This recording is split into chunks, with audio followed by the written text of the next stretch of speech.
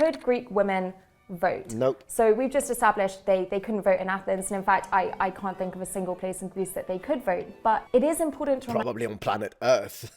I can't think of a single place. quite ironic that we perceive Athens to be the birthplace of just rule and political rights, when really it was a very oppressive regime for the vast majority of people who lived there. Okay, so I do have to disagree a little bit. Did Greek women fight in wars? Generally, no. Fighting was intended to be the domain of men. But that sort of breaks down when you get to a situation where a city, for example, is under siege. There are certain stories in Greek history of women. She's excellent.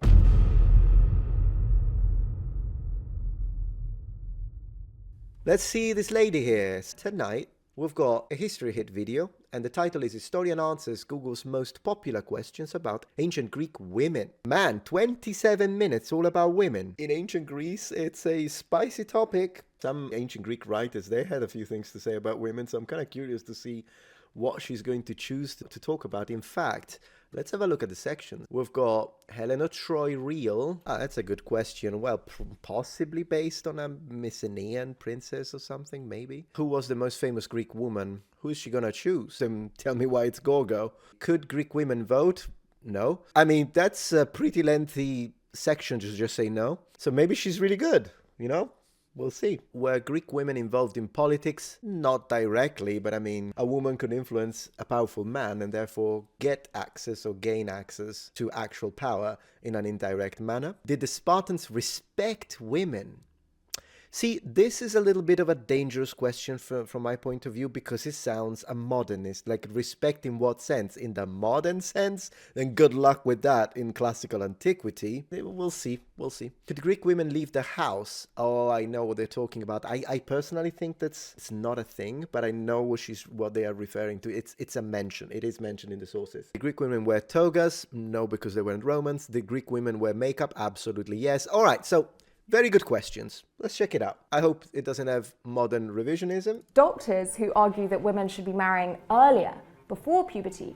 Women would also be very involved in religion. There are certain Greek women who win Olympic prizes. Hi, I'm Anna Cargill-Martin. I am a classicist, and I'm here today to answer the most Googled questions about ancient Greek women. Oh, that's how they selected. It's the most Googled questions. Well, already that introduction. One thing she was saying, though, women winning a prize at the Olympics, I'd never heard of that. I never, ever heard of that. So that'd be nice if we can learn something new, because...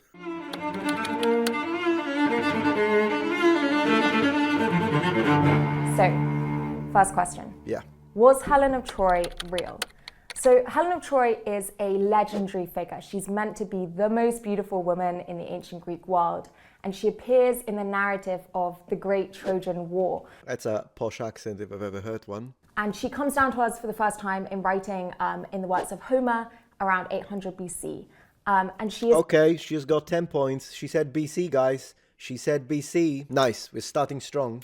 Meant to be half mortal, half god. She is the daughter of the Spartan queen Leda and the god Zeus. Isn't it ridiculous that all this art is censored? It pisses me off. I know it's not her fault. History hit, as I say, it's a hit or miss for me. Sometimes they're good, sometimes they're bad. I've got nothing against them, but it's not their fault in this case. It's YouTube that makes you censor art. They would make you censor art from the Stone Age. Watch them do it. Watch them do it. Bronze Age, classical antiquity, gorgeous paintings from Renaissance artists like Raffaello, Michelangelo, Leonardo, Donatello. It's all gonna get censored. And yet, if I looked for naked yoga, that one gets a pass because it's artistic nude. Hold on a minute. This doesn't get a pass, but it doesn't make sense.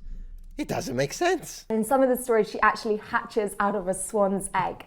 There are debates about how much of the narrative of the Trojan War was potentially based in reality that was passed down in oral Definitely not the hatching of an egg. Tradition. So it's possible that Helen was based originally on some Mycenaean princess from the Bronze Age, but she probably did I love how she says bronze. not hatch out of a swan's egg. Next question. Yeah. Who was the most famous Greek woman? Gorgo. I would have to say probably Sappho, who is a... Come on. It's Gorgo. All right, well, you know what? Maybe she's into poetry. If she's into poetry, I get it. Noble ones, we need to be respectful, okay? And understand that not everyone plays Civilization. I get it. It's still Gorgo, though. I double down. A incredibly famous poet. She writes in lyric poetry around 600 BC, and she is from the island of Lesbos. Yeah. Her main theme is love. She writes about all of its eroticism. All right, okay, I get it. Yeah, she's a girl. She likes poetry of love. Makes sense. Why you didn't say Gorgo? Should still have been Gorgo, though. All of its emotion, the jealousy, the desire. And she is incredibly famous in the Greek world. She's known among Greek writers as the 10th muse, so the 10th goddess of artistic production. She appears on pottery, on people's wall paintings. So she's a real icon to the Greeks, and a lot of people essentially copy her style of poetry, and the meter that she writes in comes to be known as the Sapphic meter. Well, yeah, of course. Sappho is like, it's a big deal. Absolutely. But I understand why she chose Sappho. And her works continued to be copied and read even after antiquity. We have fragments of them now. And of course, she's also famous to us because a lot of her poems are written from the point of view of a woman who is having a love affair or is desiring another woman. And so the name Sappho and her birthplace Lesbos have come to be the words that we use for lesbian and sapphic. Yeah, that's where that comes from. What's interesting about that, though, is that the discussion about why I think it should still have been Gorgo. I mean, I'm not complaining. It's a matter of personal, they're asking her, right? So it's fine. Metatron, shut it. I get it. But Gorgo. I think Gorgo would be great also, not only because of Gorgo, Sparta, King Leonidas' wife, but also because if I recall correctly, she's the only woman called by name by Herodotus. And that's a big deal. That is a big deal. Not to mention, if you're talking about fame, who do you think would be more, like if we stopped random people in the street, how many do you think would know Sappho and how many would know Gorgo? I think Gorgo is more famous, but then again, maybe they wouldn't know anything and it's just me. So next question. Did Athenian democracy include women? Absolutely not. Women in Athens cannot vote. Exactly. They cannot hold political office. They cannot She's absolutely right. That's the case. attend the assemblies. They cannot even kind of represent themselves or appear in court. And one of the ways that Athenian democracy functions so well is because it defines the male citizen body in contrast to outsiders. So in contrast to foreigners, in contrast to slaves, and in contrast to women. It's interesting and quite ironic that we perceive Athens to be the birthplace of just rule and political rights, when really it was a very oppressive regime for the vast majority of people who lived there. Okay, so I do have to disagree a little bit, although so far I appreciate that she, seems like she's telling it how it is. I didn't notice up to this point any injection. The only thing about what she said now is that when you say that the Athenian democracy was, what did she say, unjust? A very oppressive regime. An oppressive regime? Well, for the period, no. I mean, for the period, Athenian democracy was actually quite advanced. It's a form of pure democracy, so it shouldn't be understood that Athenian was democratic in the same way as representative democracies are in the modern period. There is obviously a difference, but it's still definitely closer to democracy the way we understand it as a form of political philosophy than, say, a monarchy. Because, that's the thing you should really ask yourself. I mean, this is 5th century BC that we're talking about. By 4th century BC, we have the compiling of the Athenian constitution, possibly by Socrates or one of his students. Can you imagine that? A constitution that defines the political strategy and policies of something that occurred 2,500 years ago. The alternatives are, theocracies, oligarchies, monarchies, dictatorships, tyrants, kings and princes, emperors, and then, of course, the res publica in Rome, so the republic. I don't think that in context you should see it as it was very advanced. Yeah, so there is that. I think it really depends on how you look at it. For the vast majority of people who lived there. Next question. So could Greek women vote? Nope. So we've just established they couldn't vote in Athens. And in fact, I can't think of a single place in Greece that they could vote. But it is important to remember... Probably on planet Earth. I can't think of a single place on green planet Earth, or blue planet Earth, if you prefer, considering the percentages water to land ratio. But I mean, and she's adorable, by the way. I'm not attacking her. This is not me making fun of her. It's just that I thought it was funny. Remember that the Greek world is made up of all these different kingdoms and city-states. Absolutely correct. That all have their own forms of rule. Some of them are democracies, some of them are oligarchies, so ruled by the wealthy. Some of them are tyrannies or monarchies. In some of those political systems, women were... Tyrannies in period, in context, there's a different... It's actually a form of government with a tyrant, which is a specific type of leader. It's not tyranny in the way we use it today. Well, maybe I should make a video about the different forms of government. Would have been able to exert more power. So, for example, if you have a monarchical system, the women who are within the king's family might be able to exert a lot of unofficial political power, but they won't be able to vote. Okay, that's a very interesting point. I think that could be kind of flipped during a democratic system such as the one in Athens. Usually when we talk about ancient Greek democracy, we talk about Athenian democracy because it's the most documented one. You could flip it, because at the end of the day, not only we are talking about very small numbers, it's always the upper echelon of society, because of course you have the king, the queen, the sister of the king. Yeah, these women would have had a lot of power, not necessarily compared to their husbands or sons, but compared to the rest of the population. But you could say the same if you are like a woman in a noble family in Athens and your husband has political power, or is someone who is important, or a general. You also have power, even if it's not a monarchy, even under an Athenian, even under a democracy. And that's the same in ancient Rome during the Republic. Imagine the gentes.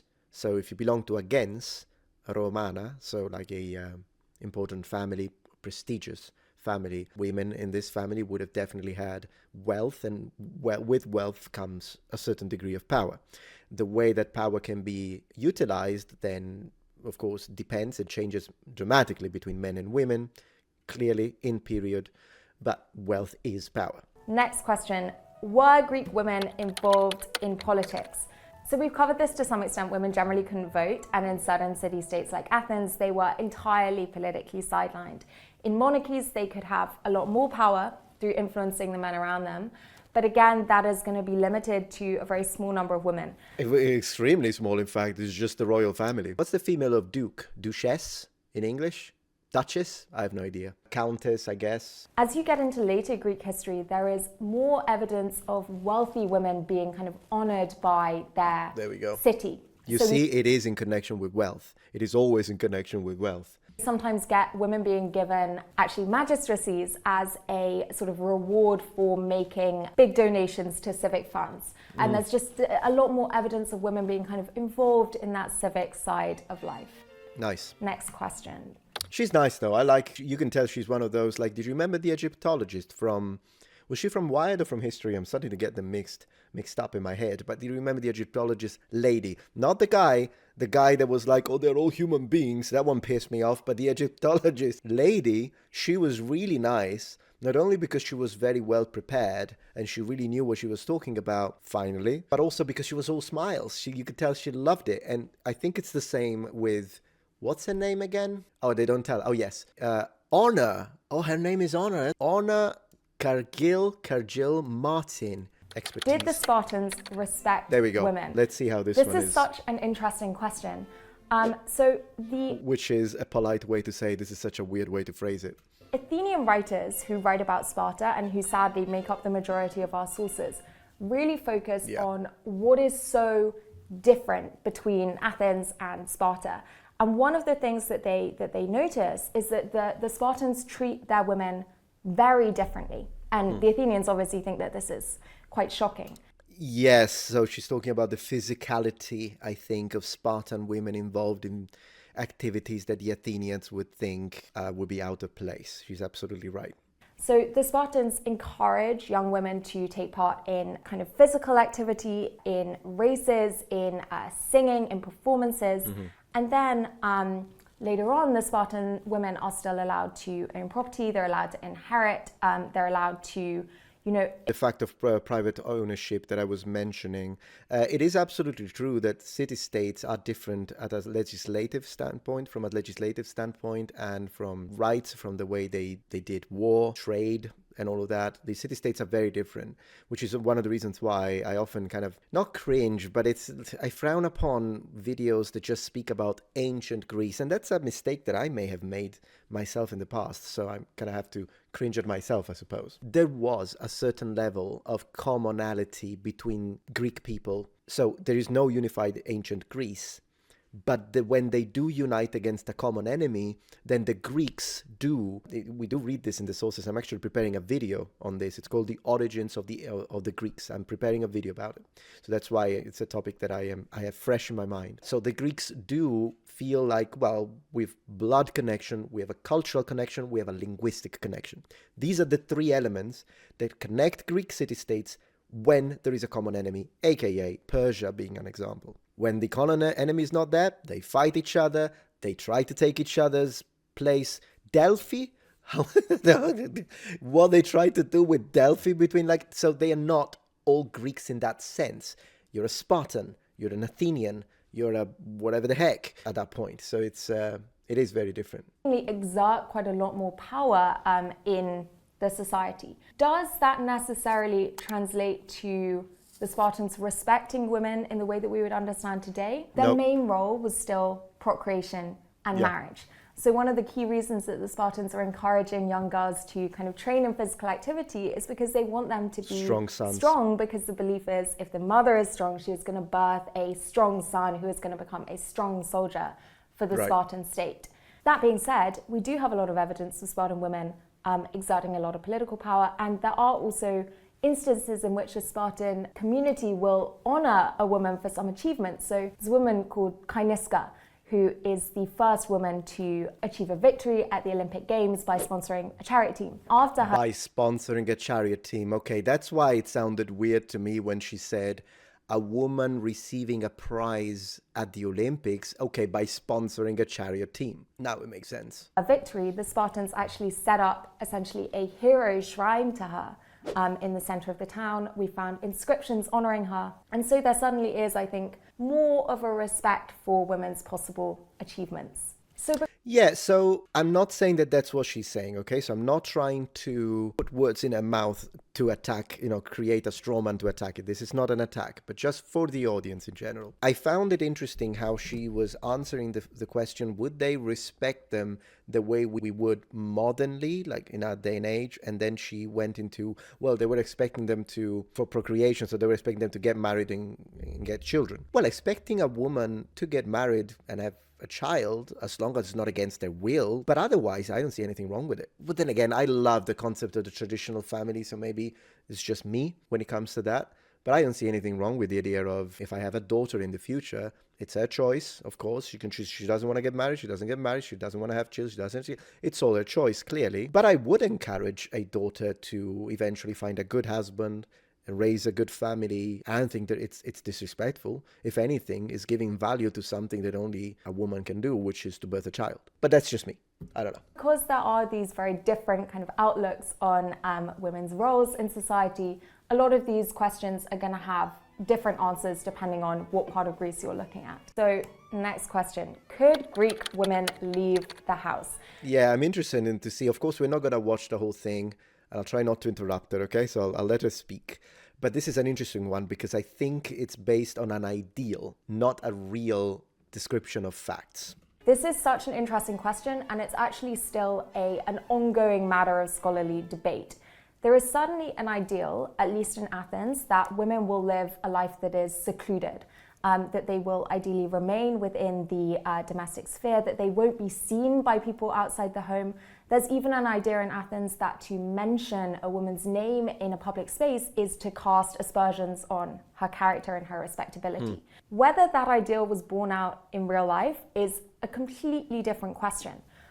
When we look at, for example, Athenian comedy, there is an assumption made that women will have friends throughout the city, that they will be kind of socializing and going on errands. That's, again, not necessarily reflective of reality, but we might imagine that the truth for the vast majority of women at least lay somewhere in the middle. Of course, not leaving the house is also a privilege of the upper classes. Yeah. If you are a very wealthy woman... Okay, but since this is a second item of discussion, I'll interject for the first. I agree. It's definitely an ideal. It is mentioned in some sources, not even that often. I really don't think it's feasible. In fact, if anything, I think that the fact that they're mentioning on the sources, the women belong to the house. It's kind of a more drastic version of women belong in the kitchen, I guess, from ancient Greece. But the idea of women should stay in the house, women shouldn't go outside, is probably, if they say it, is because women don't do that and go outside. That's my take on it. I really don't think that there is that we have to imagine now that all women in ancient Greece just stuck at home, can never go out, because, and this connects beautifully to what she's about to say now, a difference between wealth, social status. If you're a rich woman, I guess you can stay home if you want, and you just send your servants to collect water at the well/river, to buy food at the market. But if you are not a wealthy woman, or you're just regular, you don't have to be poor, but you own a house, but you've got to run some errands, you'll go. Because even more so if your husband is busy working the field, is busy because he's on campaign, is fighting as a hoplite, is busy because maybe he's a politician or wants to become one, or is busy because he's an orator. Whatever the reason, or maybe he just wants to go out and go drink with his friends. If he comes home and you've done nothing, I think a guy is not going to appreciate that. Unless he's one of those that think like the philosophers, and he's like, oh no, my woman needs to stay home, and they're great. But maybe they have servants at that point.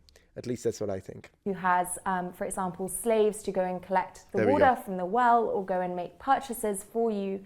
That's fine. You maybe can stay at home if that is something that is expected of you. But if you are a poorer woman who has to undertake those errands herself, or even middle class, who has to potentially leave the house to work, you're not going to have that same dubious privilege. Yeah. So, next question. Did Greek women wear togas? Nope. So the toga is actually a Roman form of dress. Exactly. And it is associated primarily with Roman men. Although, interestingly, it's also allegedly sometimes worn by prostitutes and adulteresses in Rome. But I've never heard of that, but just because I've never heard of it doesn't mean that it's not true. I'll just have to double check it. I'll ask my lead researcher. He's really good with details like this, Dr. Canestrelli. I'll ask him. And if he gives me an answer before I post the video, I'll add it in post-production. Togas, anyways, usually they are connected to wealthy Romans and upper class anyways. Not every Roman would be wearing a toga like in the movies. It's actually not a form of dress that appears in the Greek world at all. Instead, Greek women would have been wearing a type of kind of draped dress, and there are lots of different types that are worn in different parts of Greece. And then they would also wear a kind of cloak, and very often when they left the house, they would be expected to be veiled. It was a sign of your modesty and your respectability. Nice. I gotta say this.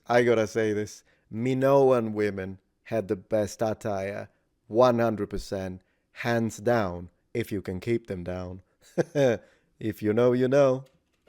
Did Greek women wear makeup? Yes. Yes, they did. And we know this from both the literary sources and from the archaeology. So we have found small little Greek pots with the remnants of types of makeup inside. So, for example, there's white lead that women seem to have been using for their complexions. I think some of the ingredients that they used were toxic. Some of the stuff that they put on their lips may have been toxic, depending. When 5 years ago, I actually made a series of collaboration videos with my, at the time, girlfriend, now wife.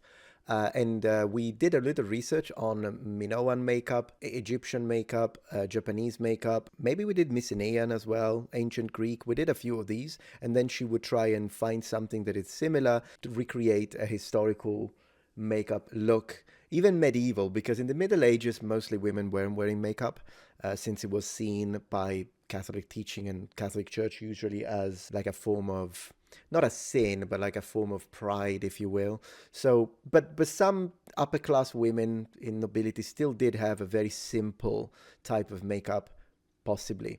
But in Greece and in Rome, they absolutely used makeup, 100%. And then ochre, which they seem to have been using as a sort of blush. It's really interesting how makeup is treated in the literary sources. It's often men kind of railing against women, you know, wearing all this makeup, like they look so much better natural, how could they do this to themselves? And there is also an association of makeup with potentially courtesans or with older women who are still trying to hang on to a sexual desirability that's a kind of classic like joke in Greek comedy. Good Next makeup. question. Could Greek women go to the theatre? Again, this is a point of endless scholarly debate. Whenever Greek sources talk about the audience at the theatre, they refer to them as men. But that's not necessarily conclusive evidence that women weren't also involved. It could also just be a convention that when there's a mixed group, you talk to them as men. So Of course, yeah, we do that, for example, in Italian, which is a gendered language. When you have a mixed group, you use masculine form. It's just how it is. It's not a form of, I don't know, an attack on women. It's just a grammatical function. We don't even think about it. It's just that if I had to say tutto means all / every. So if you want to say, if it's just men, I say tutti to mean everyone. If it's just women, I'll say tutte because it's conjugated into feminine plural. But if it's a mix, I still say tutti. It's masculine at that point. It's just how it works. Like calling a group of people guys, I guess, in the US.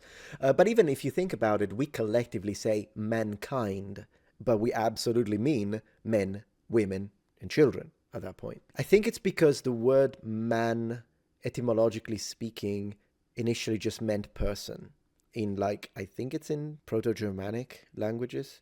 And only then, and only afterwards, it became to mean a male. Before, the word man started to be used to mean like a male or an adult male, which is what a man is. The other word for it that they were using, even in Old English, was a word that is pronounced were or were, which is, you still find it in the word werewolf, which means man-wolf. So that's the original word for man as a male adult. But then that was replaced with man that we now have. in Athens, the activity of going to the theatre is seen as a moment of kind of political communal bonding. And if that's the aim, obviously it's going to be men who are really intended to be going, because that is the political community. And a lot of these events are kind of civic, religious events. That's when Theatre of Pergamon. Man, Greece has such amazing names. Let's skip ahead a little bit.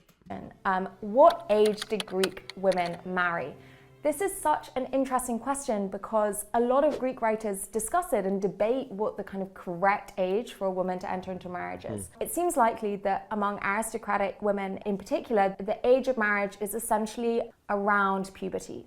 So kind of 12, 13, 14. A lot of writers... Man, that's young. ...disagree with that. So there are certain philosophers who argue that women should marry around 18 or around 20 when... You know what's interesting? Did you notice this? Saying some people thought that a lot of, so that women should marry, particularly in the upper class, should marry really, really young. But a lot of people disagreed with that. So there is a varied set of opinion. Therefore, would it be incorrect to say the ancient Greeks thought that women should marry at age 12 or 13? Yes, it would be incorrect. Because as she now stated, and she's absolutely correct, some people pushed for that, other people didn't like it, and so it was a matter of debate. Therefore, you cannot say the ancient Greek thought when it comes to this matter. It's the same concept that I try and push when I speak about homosexuality, same-sex relationships. It is nonsensical to say, the ancient Greeks were all pro-homosexuality. No, it was a matter of debate. Some people were pro-homosexuality, and some people were thinking, it's a good thing.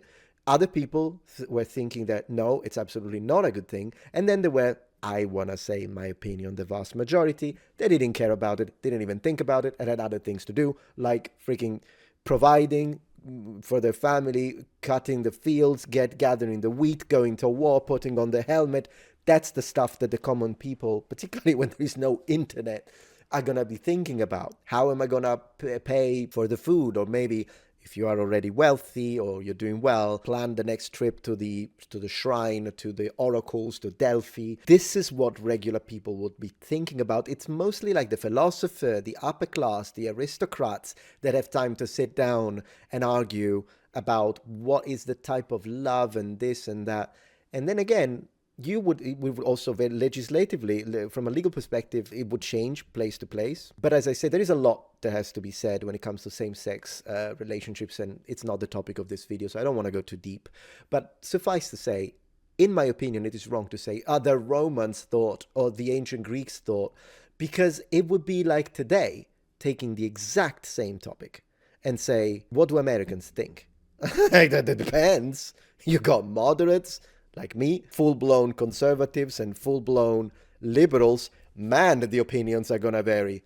Well, welcome to the world. That's how things are. They're more mature, they're more developed morally. There's actually a group of doctors who argue that women should be marrying earlier, before puberty, because they think that it's actually dangerous for a woman who has reached puberty not to be having sex, that it can... Sounds like an excuse to me to do nasty stuff and take advantage of the weak. That's what it sounds like to me. But yeah, as you see, 3 completely different positions on a very controversial item of discussion, to be expected. Could Greek women choose their husbands? Oh no.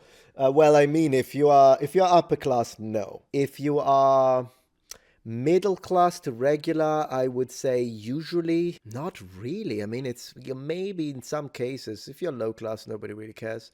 If you're middle class already, let's see how the expert says it. Cause her to go mad. So they think it's better to get it out of the way before that. Right. Next question. Could Greek women choose their husbands? So certainly in Athens, the marriage is a contract almost entirely between... Very good way to put it. ...the 2 men. So between the father and the husband. Also, if women are marrying very young, they're kind of in their early teens, their ability to push back against familial pressure in that sense is going to be very limited. There are some areas of Greece where it does seem, particularly at some periods of time, that if a woman had been married and had, divorced, or her husband had died and she was a little older, she had maybe some resources of her own, she had more control over choosing her later husbands, not at Athens, but in places like Sparta and in some of the Hellenistic kingdoms. For example, we have a lot of marriage contracts from Hellenistic Egypt, which is like Greek-ruled Egypt, where... So with the Ptolemy. It is much more kind of framed as a contract between man and woman rather than a contract between husband and father. Yeah, you know what? It's kind of funny, but let me tell you this much. You know what would be really funny? If you have a daughter and she's like, Dad, treat me like a princess. You have to treat me like I'm a princess. Or even if a girlfriend tells you that. You could say, all right, then I will make sure to marry you to some man who's twice your age, but he belongs to the high nobility of the neighboring kingdom, and that way we can secure a military alliance against the Germans. There you go. I treated you like a princess. How about that? Oh my gosh, that'd be really funny. But anyways, yeah, I don't want to react to the entire, but this seems to be a really good video, I have to say. I appreciate it as usual. There were a few items that I did a little bit of, I don't know, I would rather see it this way, but she was really good. I don't know what else she's going to talk about. Could Greek women own property? She's going to go deeper into that. Did Greek women fight in wars? Well, wait, I need to watch this one. We got to watch this last section, and then I'll call it a day, I suppose, with her, and then we can play some games tonight. But I do have to react to this. Obviously, 90% of the times, 95% of the time, 99% of the times, it's men that fight in war. Anyone who says differently, unless they're speaking about the Sarmatians, unless they're speaking about populations of the steppe or the steppes, or like the Ayazages, there are exceptions. There are cultures in which mounted women warriors in scale, bronze armor, and spear are mentioned.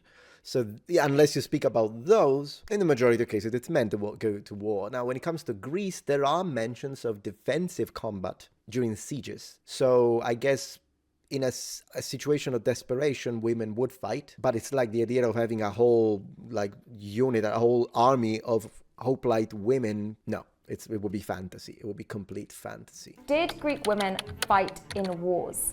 Generally, no. Fighting was intended to be the domain of men. But that sort of breaks down when you get to a situation where a city, for example, is under siege. There are certain stories in Greek history of women... She's excellent. ...men fighting to protect their homes and their families. And there are also, obviously, myths about female fighters. So you might have heard of the Amazons, who were believed to be this legendary race of women who, it was like an all-female society, and they were incredibly good fighters. They were the daughters of the god of war Ares, and they used... Just to say it in Greek pronunciation, it would be Ares. ...used these kind of double-edged... Ancient.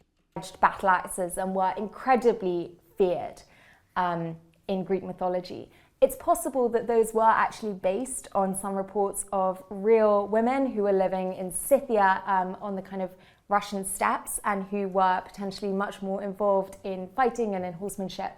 I don't think the myth of the Amazons is based on the Scythians. It's not like I can definitively say it's not, but I think it would be more likely that it's either the Sarmatians, the Ayazyges, or maybe even within the Sassanid, I don't know how to pronounce it, Sassanid Empire, rather than the Scythians. But nobody knows. Then most of the women in Greece were. Could Greece... Okay, so we watched that. Fantastic. All right, so loved it. Was very good. I had a very good time with her. So I'm going to call it a night when it comes to reacting. Thank you very much for watching as always. If you liked this video, please remember thumbs up. And if you're not yet a member of this community, become a noble one. Subscribe to my channel for more content from the Metatron. And remember, the Metatron has spread his wings. Goodbye.